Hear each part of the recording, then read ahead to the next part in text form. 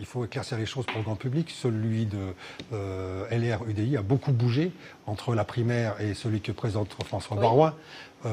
Rapidement, alors quelles sont les choses nouvelles? Qu'est-ce qui a été abandonné et qu'est-ce qui a été... En fait, nous avons... On est revenu à un programme plus light.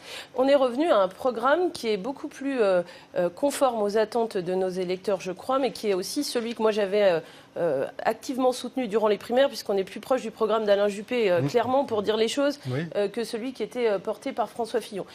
Même si aujourd'hui je porte avec fierté les couleurs LR-UDI, moi je suis avant tout centriste, quelqu'un d'une droite modérée, et c'est dans ce sens que je soutenais le programme d'Alain Juppé, parce que pour moi le diagnostic était bon, le remède était distillé dans le temps avec des mesures moins dures que le programme de François Fillon, et surtout qui permettent, et ce qui est très important pour moi, à tout un chacun de bien vivre ensemble.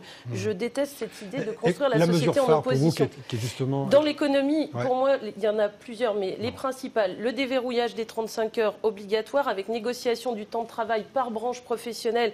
Comme dans mon métier en restauration, on ne travaille pas 35 heures par semaine.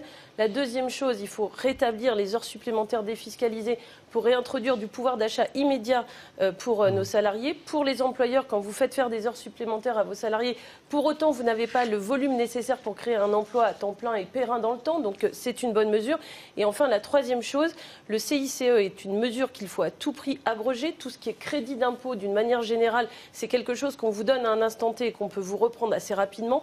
Je préfère une règle qui soit pérenne dans le temps, et je crois qu'il faut à la fois alléger les charges sociales des patronales, mais aussi les charges salariales.